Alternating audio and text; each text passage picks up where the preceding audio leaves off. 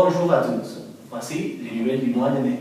Bonjour, commençons par notre rubrique cinéma et aujourd'hui c'est Rodrigo qui va nous parler et qui va nous présenter les films de mai.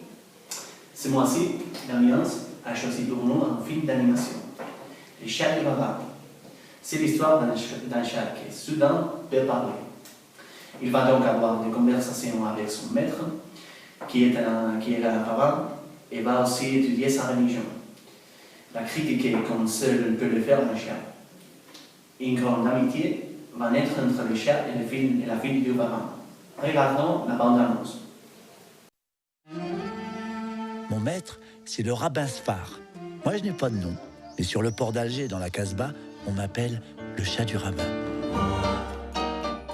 Zlabia, c'est ma maîtresse. Son nom, on dirait une pâtisserie au miel. Le monde fut créé par l'Éternel notre Dieu en 7 jours, il y a 5700 ans et des poussières. Mais c'est ridicule. Avec le carbone 14, on peut prouver scientifiquement que le monde existe depuis des milliards d'années. Tu donnes des noms scientifiques aux choses et monsieur, il croit qu'il a compris. Même un chaton ne croirait pas ces imbécilités. On devrait te noyer tout de suite. Oh.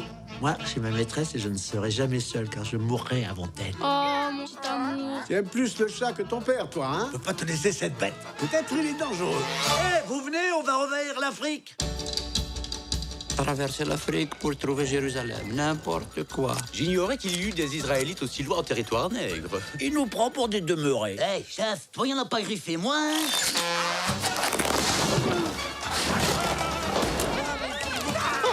Ça suffit. On est encore tombé chez des dingues. Hein. Ouh là là, c'est super! Hé, les amis, quand le monde aura fini, je pourrais faire ma bar mitzvah, moi aussi.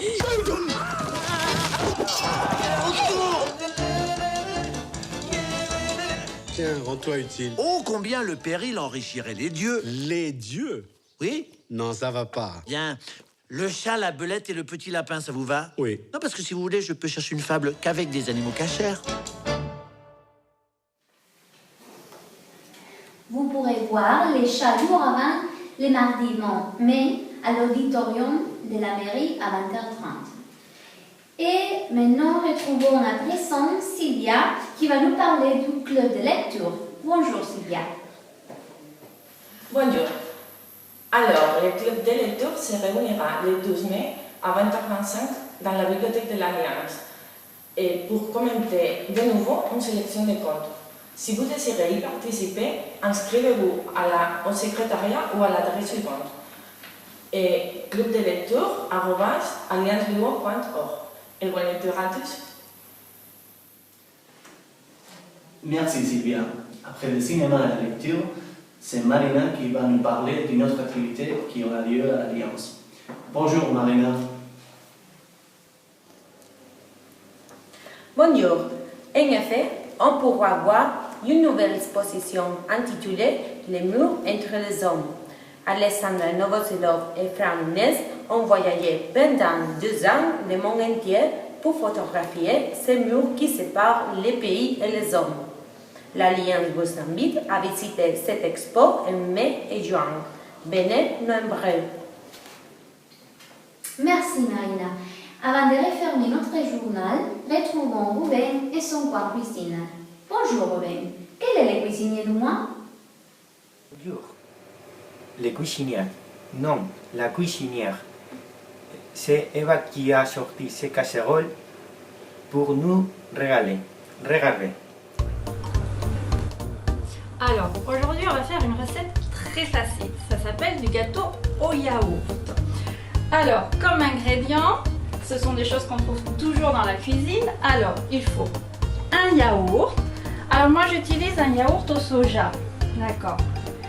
Un demi-pot de yaourt d'huile d'olive, un sachet de levure, 3 pots de yaourt de farine. Alors j'utilise normalement de la farine de blé complète, de la farine d'épeautre ou de la farine d'avoine ou comme dans ce cas de la farine de pois chiche. Puis une mesure de sucre de canne, 3 œufs et j'ajoute des fruits rouges, une pomme que j'ai coupée, quelques noix et pour finir 2 cuillères à café de rhum. Voilà. Alors, c'est très simple. On mélange le tout dans un saladier. Alors voilà, ça y est, j'ai mélangé la farine, la levure, le sucre, les œufs et le yaourt. Ça, c'est déjà la base du gâteau au yaourt. Ce serait suffisant. Mais moi, j'aime bien rajouter des fruits. Alors, je rajoute des fruits rouges, parce que j'aime beaucoup les fruits rouges. Voilà. Les pommes. Alors, les pommes coupées grossièrement. Hein. Voilà. Et puis, quelques noix pour la vitalité et l'énergie. Voilà.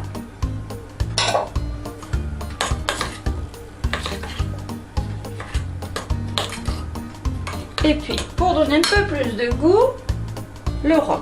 Oups là. Voilà, c'est suffisant. Alors, on mélange un peu plus. Et puis, pendant que j'ai tout mélangé, j'ai préchauffé mon four à 200 degrés. Voilà. Alors, j'ai préparé aussi un moule avec du papier cuisson. Donc, on verse le tout, le mélange. Oups là. Voilà.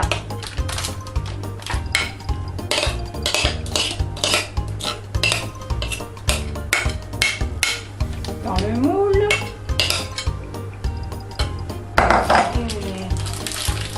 Voilà. Et puis on met dans le four pendant environ 30 minutes.